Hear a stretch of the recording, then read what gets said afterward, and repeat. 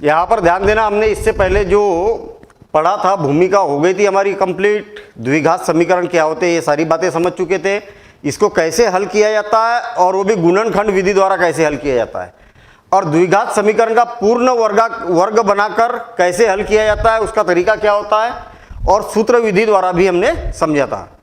अब यहाँ पर हम इसकी एक्सरसाइज 4.3 की वर्ड प्रॉब्लम करने वाले। आज वर्ड प्रॉब्लम बड़ी इंपॉर्टेंट है और बहुत मज़ेदार क्वेश्चन है, स्पेशल क्वेश्चन है आज की क्लास में, ठीक है ना।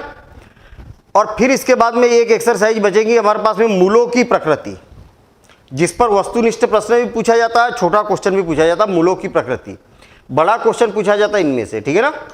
तो आज की क्लास में हम ये करने वाले हैं, और मैं आपको बता दूं कि आज की क्लास में जो हम क्वेश्चन करेंगे वो इंपॉर्टेंट भी रहेंगे और कई बार एग्जाम में पूछे जाने वाले क्वेश्चन है वो, ठीक है। आप देखेंगे कि इसके जो उदाहरण है, सारे उदाहरणों पर हमने डिस्कशन कर चुके थे, क्वेश्चनों को हल कर चुका था, सारे उदाहरण हमारे कंप्लीट हो चुके थे। हर एक उदाहरण को हमने यहाँ पर हल किया था, ये भी क्वेश्चन हम कर चुके थे, ठीक है। अब यहाँ से प्रश्नावली स्टार्ट होती है, और प्रश्नावली का जो पहला क्वेश्चन है, वर्ग समीकरणों के मूल का अस्तित्व हो तो इन्हें पूर्ण वर्ग बनाने की विधि द्वारा हल ज्ञात कीजिए। देखिए और एक बार थोड़ा सा शॉर्टकट समझ लीजिए कि सीधा सीधा काम है कि आपको सूत्र जो है ना वो क्या दिया हुआ है, -b plus minus √b² minus 4ac और डिवाइडेड बाय 2a। ये सूत्र बना कैसे, हमने ये सिद्ध कर चुके थे पहले, है ना। बना कैसे है, किस प्रकार से बनता है ये सूत्र, ये देख लिया था। इस सूत्र के द्वारा हमें प्रश्न को हल करना है, लेकिन ये बात याद रहे कि जो वर्गमूल है ना, सुनिए, ये जो वर्गमूल है ना, वर्गमूल के अंदर क्या लिखा हुआ, b² minus 4ac, b² minus 4ac, और ये b² माइनस 4ac जो लिखा है ये होता है क्या, विविक्त कर। और इसको कैसे प्रदर्शित किया जाता है, d के द्वारा प्रदर्शित किया जाता है। d मतलब डिस्क्रिमिनेंट, इसको इंग्लिश में बोला जाता है डिस्क्रिमिनेंट,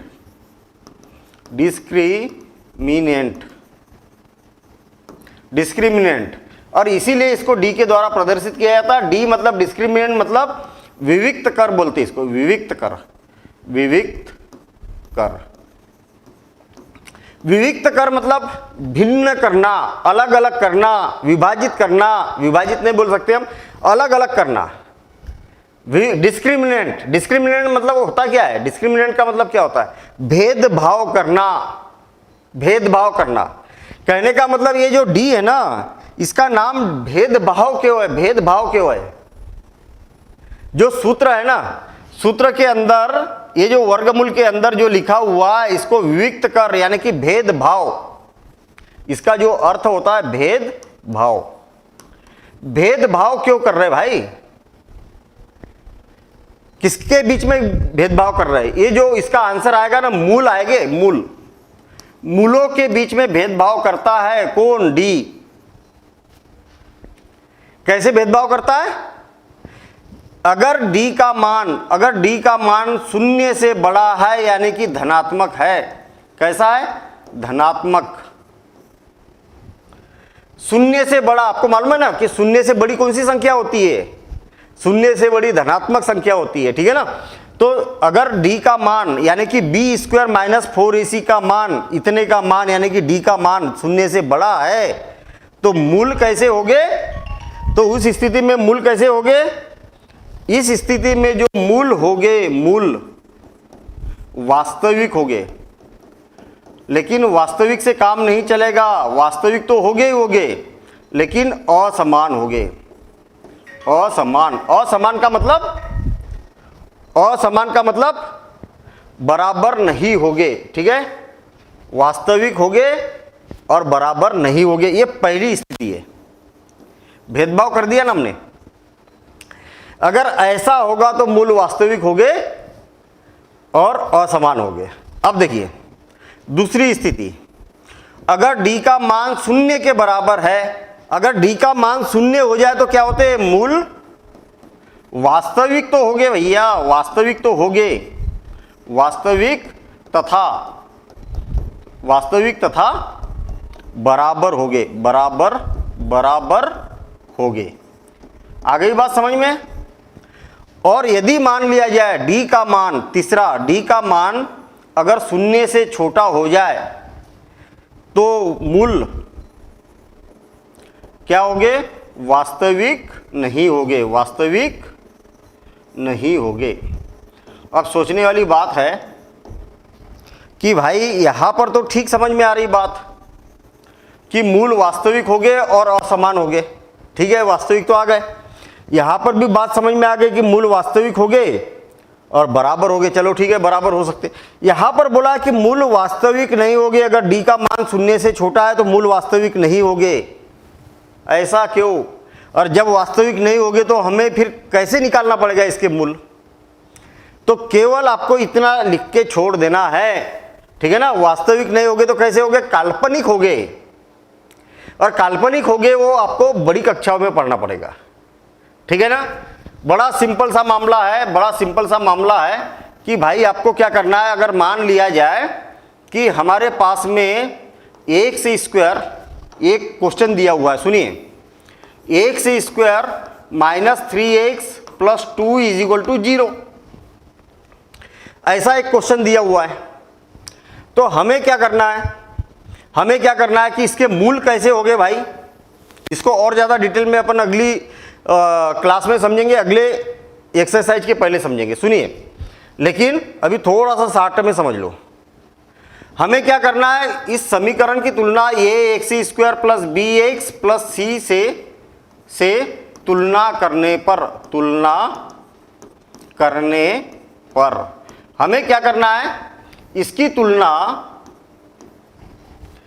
इससे करना है हमें। जब तुलना करेंगे तो आप देखेंगे कि ए का मान कितना होगा, तो यहां ए का मान कितना होगा, ए का मान होगा 1 और बी का मान होगा ऋण 3 और सी का मान होगा 2। बड़ा स्पष्ट है भाई, ए की जगह ए 1 है, बी की जगह -2 है और सी की जगह 2 है, बी की जगह -3 है।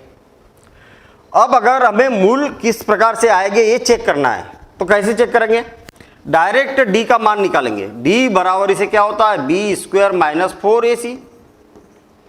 भाई बड़ा सिंपल सा काम है, बी का मान यहां रख दो तो -3 का स्क्वायर -4 और ए का मान 1 और सी का मान 2, तो माइनस का स्क्वायर हो गया प्लस और 3 का स्क्वायर 9 -4 2 जा 8 और आपने देखा कि इसका मान कितना आ गया 1, मतलब डी का मान कैसा आ गया, 1 आ गया। अच्छा मुझे एक बात बताओ, ये क्या है, धनात्मक है कि नहीं है? हाँ धनात्मक है ना। तो हम यहां पर बोल सकते हैं कि डी का मान कैसा है, 0 से बड़ा है, अतः मूल जो होंगे, मूल कैसे होंगे,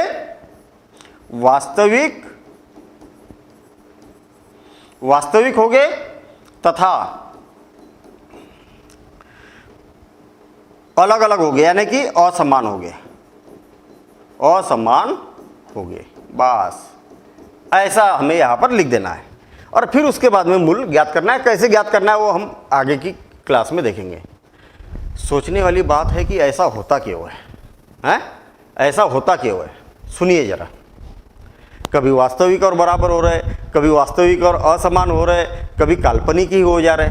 ऐसा हो क्यों रहा है, ये बड़ी इंपॉर्टेंट बात है और हर बात को आपको समझना जरूरी है। देखिए जरा ध्यान से, मान लिया जाए कि मेरे पास x is equal to minus B plus minus under root B square minus 4ac divided by 2a, ठीक है भाई, ये सूत्र है हमारे पास। इसका मतलब ये हुआ कि x is equal to minus B plus minus under root D divided by 2a। इस सूत्र को हम ऐसा भी लिख सकते हैं। इसका अर्थ ये हुआ, ये इतने का मान डी होता है कि नहीं भाई, इतने का मान जो अंदर लिखा हुआ है कि नहीं, ये डी है कि नहीं, डी, तो वहां पर मैंने डी रख दिया, इसके अलावा क्या है, कुछ नहीं है, डी रख दिया मैंने। अब देखिए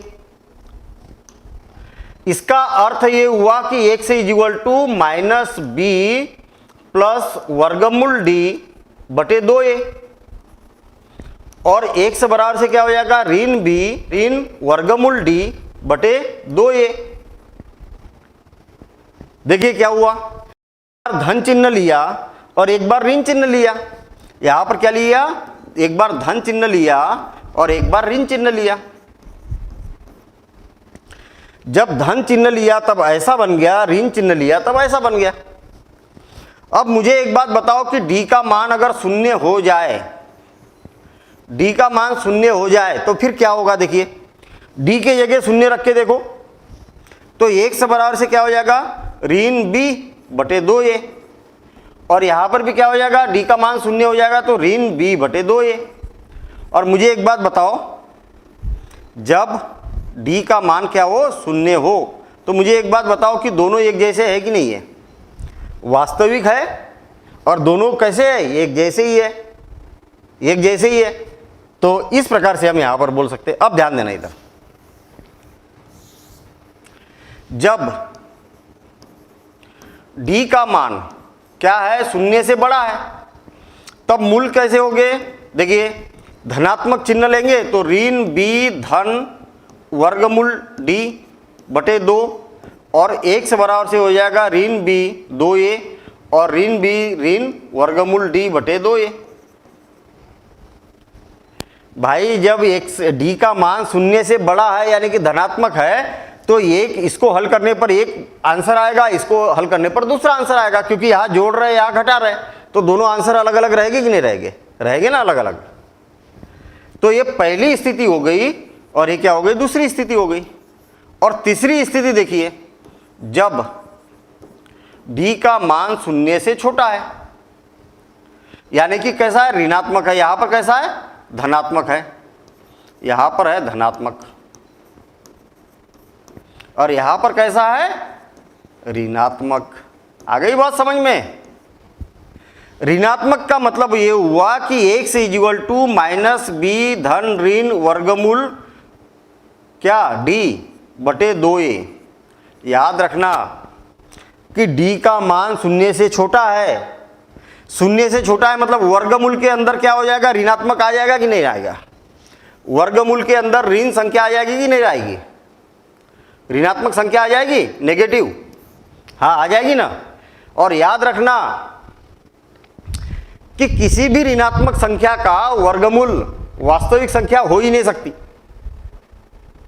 किसी भी ऋणात्मक संख्या का वर्गमूल वास्तविक संख्या हो ही नहीं सकती। जैसे क्यों नहीं हो सकती भाई, क्यों नहीं हो सकती, ये भी तो सोचने वाली बात है कि हो क्यों नहीं सकती है। सुनिए, अगर मान लिया जाए कि मेरे पास x equal to x square equal to 16 है, चलिए ठीक है, ऋण 16 है, ऋण 16, तो आप x equal two plus minus वर्गमूल 16 बोलेंगे कि नहीं बोलेंगे, ऋण 16 बोलेंगे कि नहीं बोलेंगे। यहां पर ऋण चिन्ह है ना, इधर से वर्ग हटाएंगे तो इधर क्या वर्गमूल लग जाएगा कि नहीं लगेगा, बिल्कुल लगेगा। तो ऐसा संभव नहीं है किसी भी वास्तविक संख्याओं के लिए, लेकिन सोचने वाली बात है कि क्यों नहीं है भाई, लिखा तो है, क्यों नहीं है। मुझे एक बात बताओ कि x का मान दुनिया की कोई भी वास्तविक संख्या रख के देख लो, आप x का मान कोई भी दुनिया की वास्तविक संख्या रख के देख लो और उसका वर्ग करो तो ऋणात्मक संख्या आ सकती है क्या, नहीं आई बात समझ में, फिर से समझना जरा। मुझे एक बात बताओ कि x का वर्ग बराबर से छोटी संख्या ले लेता हूं मैं, 16 की जगह 4 ले लेता हूं, चलिए छोटी संख्या में और ज्यादा अच्छे से आसानी से समझ में आएगा। x का वर्ग बराबर से ऋण 4। मुझे एक बात बताओ कि x का मान अगर मैं 2 रखूं तो 2 का वर्ग कितना हो गया, x का मान मैं अगर 2 रखूं तो 2 का वर्ग कितना हो गया, तो आप बोलेंगे कि 4 होता है। मुझे तो ऋण 4 चाहिए ना, तो x का मान मैं ऐसा क्या रखूं कि ऋण 4 आ जाए, ऋण 2 रख के देखता हूं मैं, x का मान ऋण 2 रख के देखता हूं तो ऋण का वर्ग धन हो गया और 2 का वर्ग 4, अरे अभी भी धनात्मक ही आया भाई बड़ी मजेदार बात हो गई है, अभी भी धनात्मक ही आया। x का मान ऐसा क्या हो सकता है, ऐसी कौन सी वास्तविक संख्या हो सकती है जिसका वर्ग करने पर ऋणात्मक संख्या आए, और ये जीवन भर कभी नहीं हो सकता है। वास्तविक संख्या कोई भी ऐसी नहीं है कि जिसका वर्ग, क्योंकि भाई अगर आपने मान लिया या ऋणात्मक संख्या का वर्ग किया, ऋण 5 का वर्ग किया तो क्या होता है, धनात्मक ही तो संख्या आती है 25। ऋण 5 का वर्ग क्या होगा, 25 होगा, क्योंकि ऋण का वर्ग धन हो जाता है, 5 का वर्ग 25 हो जाता है, तो ये ऋण गायब हो जाता है ना। तो फिर क्या होती है, काल्पनिक संख्या होती है, और इसके आधार पर पूरा एक चैप्टर बना है। 11th क्लास में जब जाएंगे तो सम्मिश्र संख्या के नाम से एक चैप्टर आता है, वहां पर हमें कल्पना करना होता है कि ऐसा हो सकता है। तो वो बातें फिर 11वीं क्लास की हो जाएगी, 11th क्लास की हो जाएगी, तो वो बातें यहाँ पर नहीं पढ़ना है। बिल्कुल सिंपल सा काम यहाँ पर ये देखना है कि भाई वर्गमूल के अंदर अगर धनात्मक है तो मूल अलग अलग हो गए, शून्य है तो मूल वास्तविक और बराबर हो गए, और ऋणात्मक अगर आ गई वर्गमूल के अंदर तो मूल क्या हो गए, काल्पनिक हो गए, यानी कि वास्तविक नहीं हो गए। बस इतनी सी बात याद रखना। चलिए, मैंने इतनी बात इसलिए बताई है क्योंकि यहां पर क्या बोला है, मूलों का अस्तित्व हो तो, मूलों का अस्तित्व रहेगा तो हल करना है, नहीं रहेगा तो नहीं करना है। क्या अर्थ हुआ इसका, इसका अर्थ ये हुआ कि डी का मान अगर ऋणात्मक आ जाता है, वर्गमूल के अंदर ऋण चिन्ह आ जाता है तो अस्तित्व नहीं होगा, ऐसा लिखना है आपको। इसलिए ये वाली यहां पर लाइन दी हुई है, इसलिए मैंने इतनी बातें यहां पर बताई है। तो ठीक है, ये वाले क्वेश्चन डायरेक्ट समीकरण बने हैं, इसको आपको हल करना है। कहीं दिक्कत अभी हम करेंगे, हल भी करेंगे और कुछ उदाहरण भी लेंगे यहां पर, लेकिन आज हमारा उद्देश्य है कि वर्ड प्रॉब्लम करना है। जो ये वर्ड प्रॉब्लम होती है कैसे हल की जाती है, बस महत्वपूर्ण वही है, वर्ड प्रॉब्लम को हल करना। देखिए कितना आसान काम है वर्ड प्रॉब्लम को हल करना। पारिभाषिक जो प्रश्न होते हैं, देखिए प्रश्न को ध्यान से पढ़ो और क्या पूछा गया है वो उस पर कंसंट्रेट करो। जो पूछा जाता है ना वहीं से प्रश्न की शुरुआत करो बस। फिर देखिए क्वेश्चन कितना आसान हो जाता है। देखना, 3 वर्ष पूर्व रहमान की आयु वर्षों में का व्युत्क्रम और अब से 5 वर्ष के बाद आयु के व्युत्क्रम का योग 1/3 है, तो उसकी वर्तमान आयु ज्ञात कीजिए। किसकी वर्तमान आयु, रहमान की। किसकी, रहमान की। क्या पूछा है आपसे, वर्तमान में रहमान की वर्तमान में आयु, ये पूछा गया है। भैया आज की डेट में रहमान की कितनी उम्र है ये पूछा है आपसे। और जो चीज पूछी जाती है, आपको गणित में मालूम है कि जो चीज पूछी जाती है वो तो मालूम नहीं होती है, और जो चीज पूछी जाती है उसको मान लिया जाता है। भाई एक्स मान लो, वाई मान लो, जेड मान लो, पी मान लो, क्यू मान लो, जो मानना है वो मान लो, कुछ भी मान लो, आपकी जो इच्छा है। कहने का मतलब जो पूछा गया है कि उसकी वर्तमान आयु ज्ञात कीजिए, बस। प्रश्न की शुरुआत यही से करो, प्रश्न की शुरुआत यही से करो कि माना रहमान की वर्तमान आयु कितनी है, तो आप बोलेंगे कि नहीं मालूम। और जो चीज गणित में नहीं मालूम उसको एक्स मान लिया जाता है या वाई मान लिया जाता है, कुछ ना कुछ मान लिया जाता है। भैया मुझे एक बात बताओ कि मेरी आज आयु सपोज करें कि 50 वर्ष है, मेरी आज मेरे से आप पूछेंगे, मान लिया जाए कि आपने मुझसे पूछा कि सर आपकी आयु कितनी है, तो मैंने बोल दिया कि मेरी आयु कितनी है, 50 वर्ष है नहीं, समझने के लिए कर रहा है, ठीक है ना। नहीं तो आप समझोगे कि इतने बड़े हैं सर, ऐसा इतना नहीं है, 50 नहीं है, कम ही है मेरी आयु। लेकिन सुनिए, मान लिया जाए कि आज मेरी आयु कितनी है, 50 वर्ष है। अब 3 वर्ष पहले मैं कितने वर्ष का रहा होगा बताना जरा। अरे आज मेरी आयु 50 वर्ष की, 3 वर्ष पहले कितने वर्ष का रहा होगा, तो इसमें से 3 वर्ष कम कर दो, 3 वर्ष कम कर दो, बस हो गया। मतलब 47 वर्ष का रहा होगा मैं। अगर 5 वर्ष के बाद पूछा जाए कि मेरी 5 वर्ष के बाद कितनी आयु हो जाएगी, भाई आज 50 है तो 5 वर्ष के बाद कितनी हो जाएगी, तो 5 को जोड़ना पड़ेगा, तब तो पता चलेगा।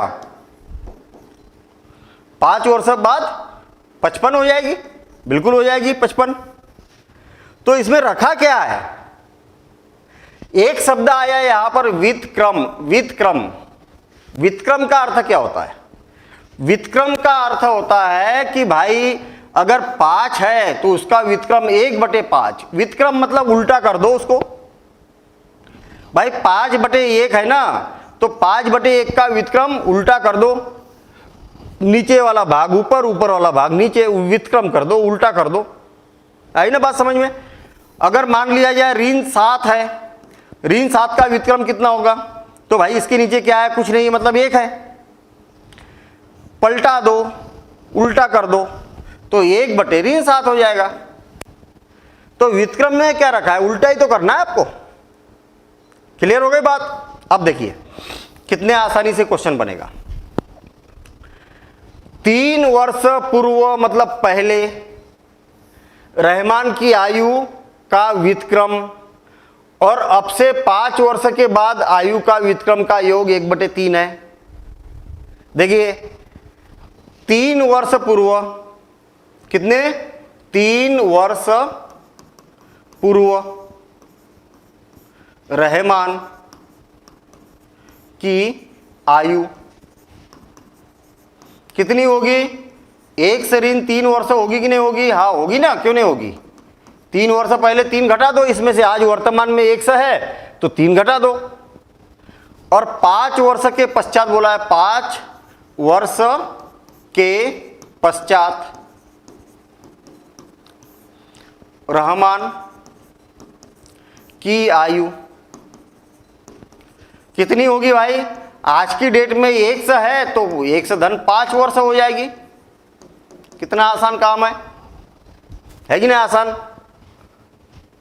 वर्तमान में इतनी, 3 साल पहले इतनी, 5 साल बाद इतनी, वही तो हो गई। वर्तमान में 1, 3 साल पहले कितनी होगी? 1 से ऋण 3, और 5 साल बाद कितनी होगी? यहां से 100-5। कितना आसान काम है। अब सुनिए प्रश्नानुसार, प्रश्नानुसार देखिए 3 वर्ष पूर्व रहमान की आयु का व्युत्क्रम। व्युत्क्रम का मतलब क्या होता है भाई? 5 का व्युत्क्रम 1/5 होता है, तो 1 से ऋण 3 का व्युत्क्रम क्या होगा? 1/1 से ऋण 3 होगा कि नहीं होगा? अरे पलटा दो, जो भी लिखा है उसको 1 के बटे में लिख दो, इसके नीचे कुछ नहीं, मतलब 1 है, इसको पलटा दिया तो व्युत्क्रम मिल गया। तो प्रश्नानुसार क्या बोला है? 3 वर्ष पूर्व रहमान की आयु का व्युत्क्रम, देखिए ये वाला है व्युत्क्रम 1 से ऋण 3, ठीक है। और अब से 5 वर्ष के बाद आयु के व्युत्क्रम, आज से 5 वर्ष के बाद 100-5 का व्युत्क्रम, इसका भी व्युत्क्रम कर दिया, और दोनों को जोड़ दिया जाए तो 1/3 हो जाता है। ऐसे ही तो बोला प्रश्न में, जैसा प्रश्न में बोला वैसे ही काम किया। तो यहां पर मैंने प्रश्नानुसार लिख दिया भाई कि इसका व्युत्क्रम और इसका व्युत्क्रम दोनों को जोड़ दिया जाए तो 1/3 हो जाता है। बस हो गया काम। अब क्या करेंगे? लघुत्तम लेंगे। आपको मालूम है कि इसमें और इसमें एक जैसा तो कुछ नहीं है, तो दोनों का गुना कर दिया जाता है, 1 से ऋण 3 और 100-5। 1 से ऋण 3 से विभाजित करेंगे तो 100-5, और 100-5 का इसमें गुना 5 धन 100-5 से डिवाइड करेंगे तो ये कैंसिल हो जाएगा, 1 से ऋण 3 और 1 से ऋण 3 यहाँ पर आ जाएगा, और बराबर से 1/3। आप बोलेंगे कि सर समझ में नहीं आया। कुछ नहीं करना है, इसका और इसका जो नीचे हर है ना, इनका दोनों का गुना करके यहाँ लिख दिया। मुझे एक बात बताओ कि यहाँ पर लघुत्तम कितना आया? 1 से ऋण 3 और 100-5, इतना लघुत्तम आया ना। क्या करो, ये जो लिखा है ना ये, तो यहाँ पर लिख दो 1/1 से ऋण 3, और 1 से ऋण 3 से 1 से ऋण 3 कैंसिल हो गया, तो क्या बचा? 100-5 बचा कि नहीं? तो वही तो लिखा है मैंने यहाँ पर 100-5। कितना आसान काम है। सेम ऐसे ही जो भी लघुत्तम आया उसमें इसका गुना कर दो 1/100-5 का, तो 100-5 से 100-5 कैंसिल, क्या बचा, 1 से ऋण 3, तो यहाँ पर 1 से ऋण 3 लगा, यहाँ धन है तो धन लगा दिया। क्या किया, कुछ नहीं, सिंपल किया काम। अब देखिए 1 से और 1 से कितना हो गया, 2x, और 5 में से 3 को घटाया तो धन 2। इसका तिरछा गुना किया इधर, और ये 3 का तिरछा गुना किया इधर। 1 से ऋण 3 और 1 से धन 5। देखिए क्या किया मैंने, यहां पर ये जाता है इधर ऊपर की ओर, नीचे वाला जाता है ऊपर की ओर। तिरछा गुना, तिर्यक गुना, ये ऊपर जा सकता है, इधर वाला इधर जा सकता है, तिरछा गुना कर दिया मैंने। अब 3 का गुना करेंगे तो 6x + 6 is equal to, x का इसमें गुना करेंगे तो x का वर्ग धन 5x, ऋण 3x का गुना करेंगे तो ऋण 3x और ऋण 15। ये सारा का सारा उठ के उधर जाएगा, क्या हो जाएगा, x का वर्ग धन 5x। अच्छा सुनिए, अभी मत करो, अभी पहले सरल कर देते हैं हम। 6x + 6 और is equal to x²। 5x में से 3x घटेगा तो 2x बच गया, ऋण 15, और ये पूरा का पूरा उठ के उधर जाएगा। क्या हो गया, x का वर्ग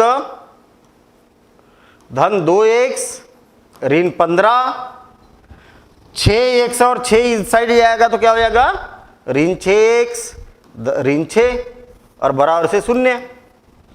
x², 2x में से 6x, छोटी संख्या में से बड़ी संख्या घटाएंगे तो ऋणात्मक आएगा और घट भी जाएगा। और 15 ऋण 5, 15 ऋण 6 ऋण 21 और बराबर से 0 बन गया। वर्ग समीकरण बन गया। अब इस वर्ग समीकरण को हल कर दो, सूत्र विधि से तो जानते ही है आप, ठीक है ना। और कहीं पर अगर समस्या आती है तो रिकॉर्डेड वाले क्वेश्चन में देख लेना, उसमें पूरा इसको हल किया हुआ मिल जाएगा आपको। क्लियर। तो बड़ा सिंपल सा काम है कि भाई यहां पर एक बार शॉर्ट में समझ लो कि रहमान की आयु नहीं मालूम है, रहमान की वर्तमान आयु आपसे पूछी थी तो कितना हो गया, जो चीज पूछी जाती है उसको एक समान लिया था मैंने। 3 वर्ष पहले कितनी होगी, 1 से ऋण 3 होगी, और 5 वर्ष के बाद कितनी होगी, 1 से धन 5 होगी।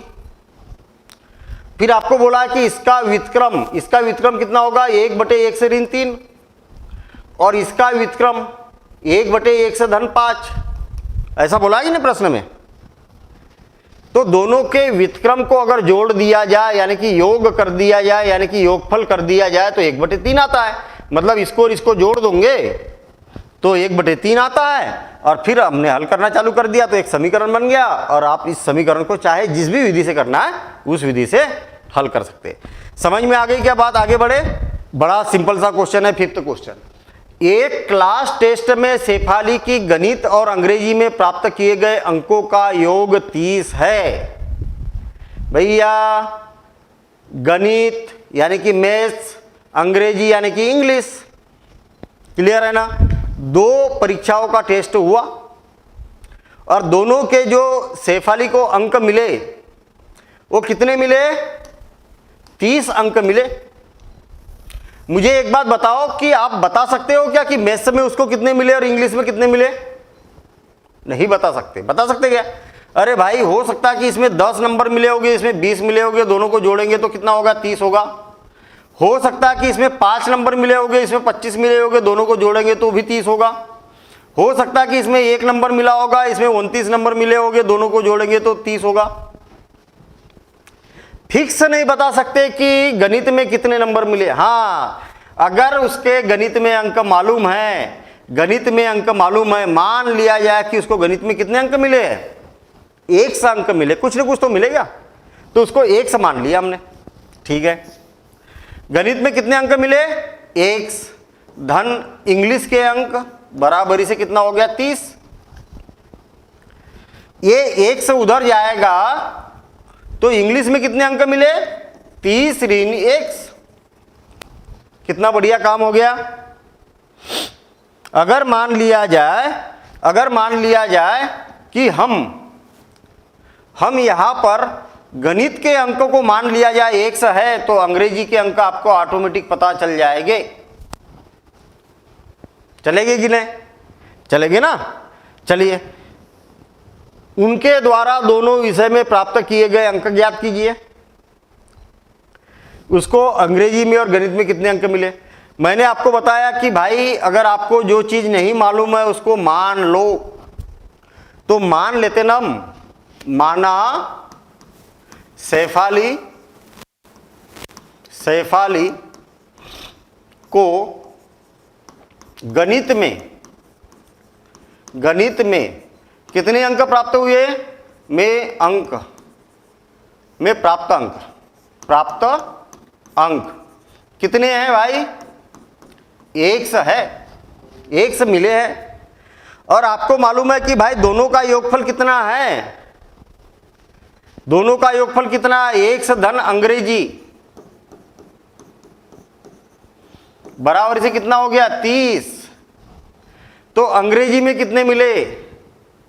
तो अंग्रेजी में तब अंग्रेजी में प्राप्त अंक कितने हो जाएंगे? तो आप बोलेंगे कि ये तो बड़ा आसान काम है, गणित में 100 है और दोनों का योगफल 30 है। अरे आप अपने आप पर सोचो ना, कि मान लिया जाए कि आप हो, चलो ठीक है, सुनिए, आपका टेस्ट हुआ और आपको अंग्रेजी में कुछ अंक मिले और गणित में भी अंक मिले और दोनों का योगफल कितना है? 30 है। गणित में अगर 100 अंक मिले और अंग्रेजी में पता नहीं कितने मिले और दोनों का योगफल 30 है, तो अंग्रेजी में कितने अंक हो गए? 30 में से 100 को घटा देंगे कि नहीं? मान लिया जाए गणित में 10 अंक मिले, तो अंग्रेजी में कितने मिले? क्योंकि दोनों का योगफल 30 है। तो आप बोलेंगे कि ये तो बड़ा आसान काम है, अंग्रेजी में जो अंक मिले हैं 30 में से 10 को घटा देंगे, तो आपको पता चल जाएगा कि भाई अंग्रेजी में इतने अंक मिले। तो वही बात हो जाएगी 30 ऋण 1। बस हो गई बात क्लियर। हमने एक क्लास टेस्ट में, सुनिए, हमने जो क्वेश्चन पढ़ा, देखिए, एक क्लास टेस्ट में सैफाली की गणित और अंग्रेजी में प्राप्त अंकों का योगफल 30 है, इतना क्वेश्चन पढ़ लिया और इसको हल भी कर लिया। इसको हटा भी देता हूं, इसकी अब हमें आगे जरूरत नहीं पड़ेगी, इसका काम हो गया। यदि उनको गणित में, सुनिए बहुत मजेदार काम है, यदि उनको गणित 2 अंक अधिक और अंग्रेजी में 3 अंक कम मिले होते तो उनके अंकों का गुणनफल 210 हो जाता। क्या बोला है? और एक बार पढ़ो। गणित में कितने मिले? गणित में कितने मिले? तो आप बोलेंगे 100 है। अंग्रेजी में कितने मिले? अंग्रेजी में कितने मिले? तो आप बोलेंगे कि 30 ऋण 100 है। हाँ बिल्कुल है, गणित में 100 है, अंग्रेजी में 30 ऋण 100 है। हाँ ठीक है, ठीक है ना, ऐसा है। अब मैं फिर से पढ़ रहा हूं। यदि गणित में उसको 2 अंक अधिक मिलते, गणित में और 2 अंक मिल जाते, भाई जितने भी अंक मिले हैं उसमें और 2 जोड़ देते, और अंग्रेजी में 3 अंक कम मिलते, यानी कि जो अंग्रेजी है उसमें कितने अंक कम मिलते? 3 अंक कम मिलते, तो उसका गुणनफल, मतलब इसका और इसका गुना कर दिया जाए तो 210 हो जाता है। ऐसा प्रश्न में बोला है। अब कितना आसान काम है। अरे भाई इसको इतने, इसको इतने, देखिए प्रश्नानुसार, बहुत बड़ी कहानी नहीं लिखना है आपको, कहानी लिखेंगे तो क्वेश्चन उलझता है। सीधा सीधा काम करना है कि भाई गणित में 100 अंक मिले थे, अगर गणित में और 2 अंक मिल जाते और अंग्रेजी में कितने नंबर मिले थे? 30 ऋण 1, और इसमें 3 अंक और कम हो जाते, जैसा बोला वैसे किया ना मैंने। गणित में 2 अंक बढ़ जाते, अंग्रेजी में 3 अंक कम हो जाते, तो दोनों का गुना करेंगे तो गुना करने पर कितना आ जाएगा? 210। बस क्लियर, ऐसा बोला है प्रश्न में। दोनों का गुना करोगे तो इतना आ जाएगा। अब देखिए x धन 2 गुणित यहां पर क्या हो जाएगा, 30 में से 3 को घटाया तो 27 ऋण x और बराबर से कितना हो गया 210।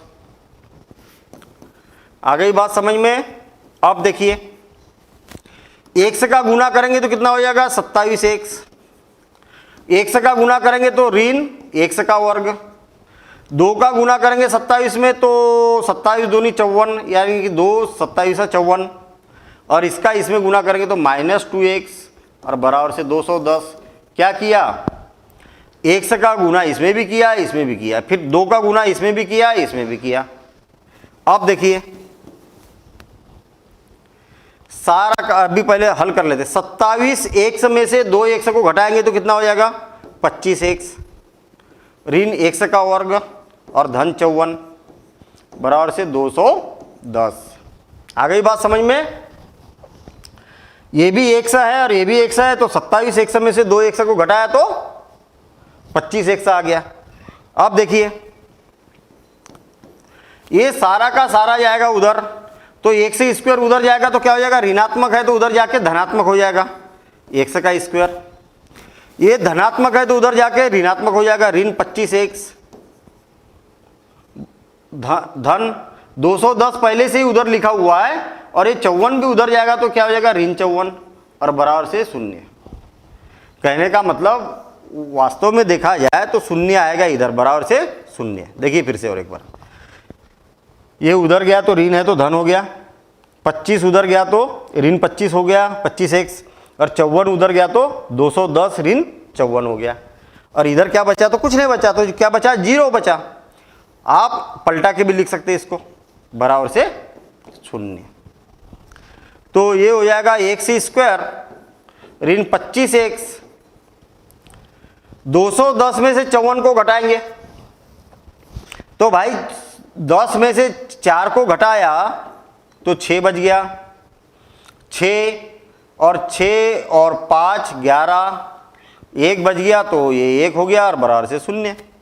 बस वर्ग समीकरण बन गया हमारे पास में। वर्ग समीकरण को चाहे तो सूत्र विधि से हल करो, चाहो तो गुणनखंड विधि से हल करो, चाहो तो पूर्ण वर्ग बनाकर हल करो, किसी से भी आप कर सकते हैं।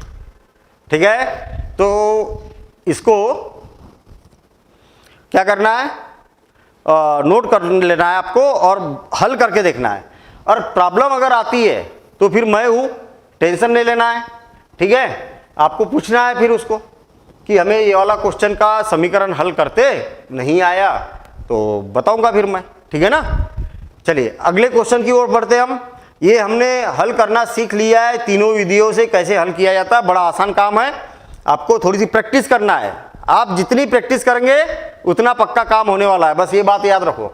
चलिए आगे बढ़ रहे हैं हम। बिल्कुल आसान क्वेश्चन, सबसे आसान क्वेश्चन। देखिए क्या बोला है, एक आयताकार खेत, भैया आयताकार खेत है, आयताकार खेत है। और जो आयताकार खेत है वो कैसा है, आयताकार खेत है वो कैसा है, अरे आयत तो जानते ही है ना आप। आयत का मतलब क्या होता है, ये आमने सामने की भुजाएं कैसी होती है, समांतर होती है। और ये वाली भुजा और ये वाली भुजा भी कैसी रहेगी, समांतर रहेगी। ठीक है, पहला काम। दूसरा काम, इस भुजा की लंबाई और इस भुजा की लंबाई बराबर होती है और इस भुजा की लंबाई और इस भुजा की लंबाई बराबर होती है। तीसरा काम, सारे कोण 90-90 अंश के होते हैं। आई बात समझ में। तो इसको आयत बोला जाता है और आयत आप 6वीं क्लास से पढ़ते जा रहे हैं कि भैया आयत बोलते किसको है। ठीक है, चलिए अब आगे हम बढ़ रहे हैं। क्या बोला है, एक आयताकार खेत का विकर्ण, विकर्ण किसको बोलते हैं, ये कोने से लेके ये कोने तक, इसको बोला जाता है विकर्ण। या तो इस कोने से लेके इस कोने तक, इसको भी विकर्ण ही बोलते। 2 विकर्ण होते हैं इसमें, हैं 2 विकर्ण होते हैं। और दोनों विकर्ण कैसे होते हैं, बराबर होते हैं। दोनों विकर्ण कैसे होते हैं, बराबर होते हैं। तो एक विकर्ण से अपना काम हो जाएगा, 2 बनाने की जरूरत नहीं है। देखिए अब एक आयताकार खेत का विकर्ण उसकी छोटी भुजा से 60 मीटर अधिक लंबा है यदि बड़ी भुजा छोटी भुजा से 30 मीटर अधिक हो तो खेत की भुजाएं ज्ञात कीजिए। कितना मजेदार क्वेश्चन है भाई। आयत है तो मैं मान लेता हूं ना कि ये ए है, ये बी है, सी है, डी है। अब और एक बार पढ़ूंगा मैं प्रश्न को। एक आयताकार खेत का विकर्ण उसकी छोटी भुजा से 60 मीटर अधिक लंबा है और बड़ी भुजा छोटी भुजा से 30 मीटर अधिक है। सारा खेल शुरू हो रहा छोटी भुजा से। भाई ये बोला है कि जो छोटी भुजा है इसकी अपेक्षा विकर्ण जो है 60 मीटर अधिक है, छोटी भुजा से बड़ी भुजा जो है वो 30 मीटर अधिक है। सारी तुलनाएं की है छोटी भुजा से, तो छोटी भुजा कितनी है भाई नहीं मालूम, और नहीं मालूम तो उसको 1 से मीटर मान लो ना, क्या दिक्कत है। 1 से मीटर मान लिया। मैंने शुरू से बताता हूं मैं आपको कि हमेशा जो चीज नहीं मालूम उसको मान लो। आपको बोला है कि विकर्ण छोटी भुजा की अपेक्षा 60 मीटर अधिक है और बड़ी भुजा छोटी भुजा की अपेक्षा 30 मीटर अधिक है, तो छोटी भुजा तो मालूम होना चाहिए हमें, तब तो 60 और 30 करेंगे हम। छोटी भुजा ही नहीं मालूम तो हमने क्या किया, छोटी भुजा यहां पर मान ली। माना आयताकार खेत, बस शुरुआत यही से करो। आयताकार खेत की छोटी भुजा कितनी है, बराबर से 1 मीटर है। तब विकर्ण कितना होगा, विकर्ण बराबर से, मुझे एक बात बताओ विकर्ण कितना होगा। और जो छोटी भुजा है वो क्या है, छोटी भुजा है एडी। एडी क्या है, एडी। एडी बराबर से कितना है 1 मीटर। और विकर्ण कितना है, एसी को विकर्ण बोल रहा हूं मैं। नाम अपने हिसाब से रख सकते हैं, ऐसा नहीं कि अरे सर ने तो ए इसको बोला था, बी इसको बोला था, डी इसको बोला था, ऐसे ही करेंगे हम। अरे पी क्यू आर ले लो, ए बी सी डी ले लो, कोई जरूरी नहीं है। वो तो जैसा मेरे दिमाग में आया वैसा किया, क्योंकि बोला नहीं ना कि नाम ऐसा ही रखना है, अपनी मर्जी है, जैसा रखना है वैसा रखो। ठीक है, चलिए अब प्रश्न को पढ़ रहा हूं मैं। एक आयताकार खेत का विकर्ण उसकी छोटी भुजा से 60 मीटर अधिक है। जो छोटी भुजा है ना इसकी अपेक्षा 60 अधिक है। अधिक मतलब जोड़ दो, 1 से धन 60। कितना आसान काम है यार, कोई भी कर लेगा ऐसा तो। अरे ज्यादा है तो ज्यादा कर दो ना, क्या दिक्कत है। चलिए, यदि बड़ी भुजा छोटी भुजा से 30 मीटर अधिक है, इसकी अपेक्षा ये वाली भुजा 30 मीटर अधिक है, तो ये 1 है, तो 1 धन 30 मीटर हो जाएगी। बस सिंपल सा काम। ठीक है, चलिए विकर्ण कितना हो गया, 1 धन 60 मीटर। 1 धन 60 मीटर। और बड़ी भुजा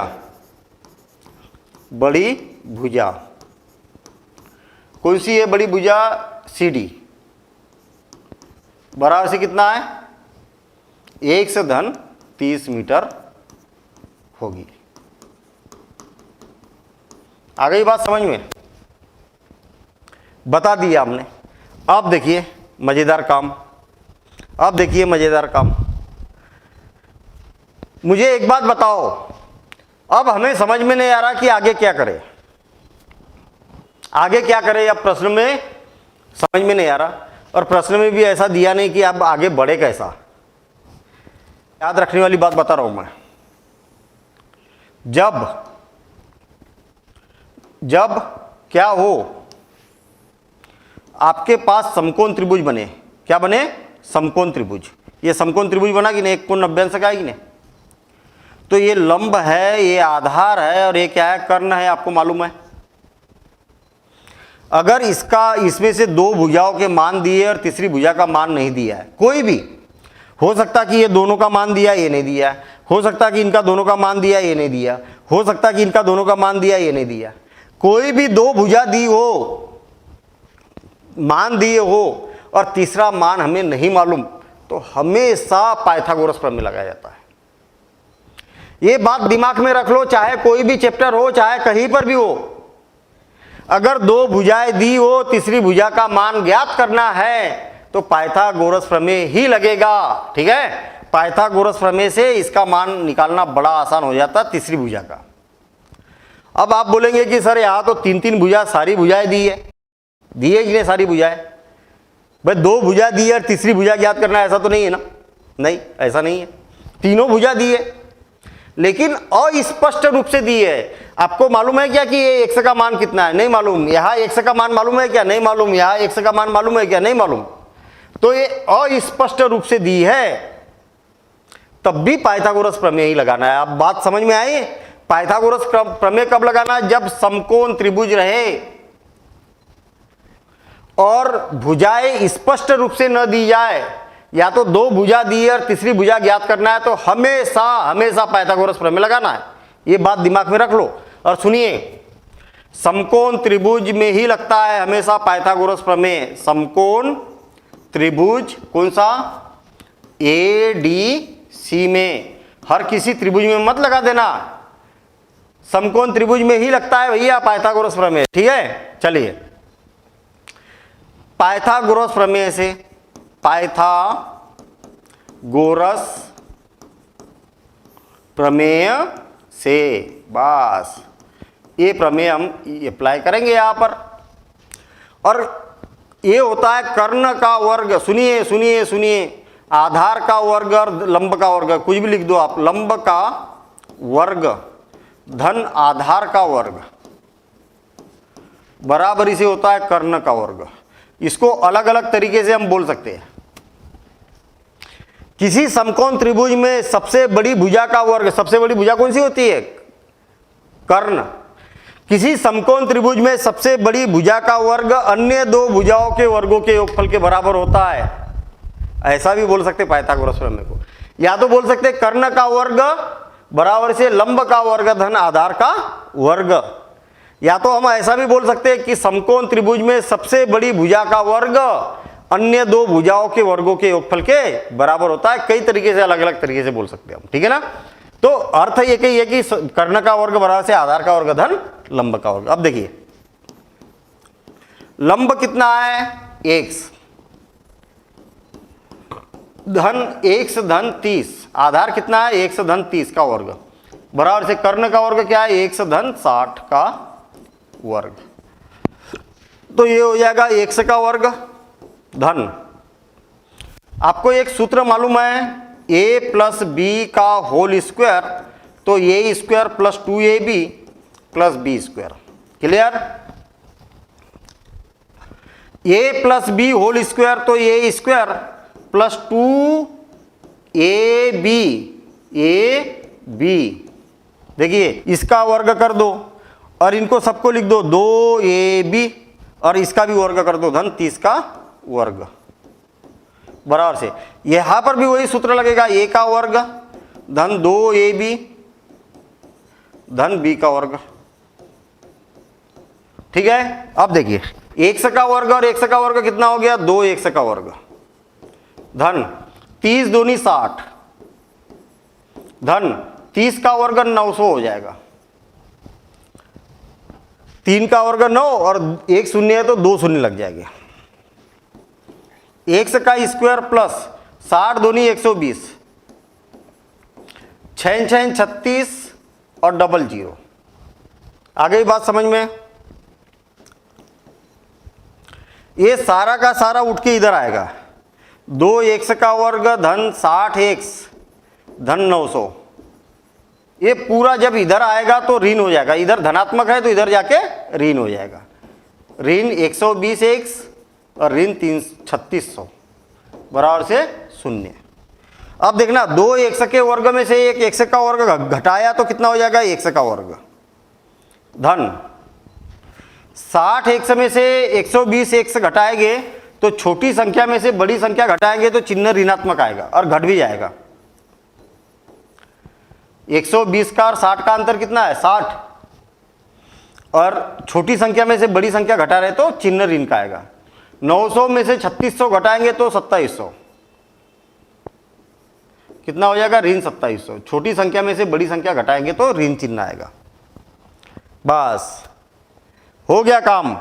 अब इसको हल करना है, चाहे गुणनखंड विधि से हल करो, चाहे सूत्र विधि से हल करो, चाहे जो विधि आपको उचित लगे उस विधि से हल करो।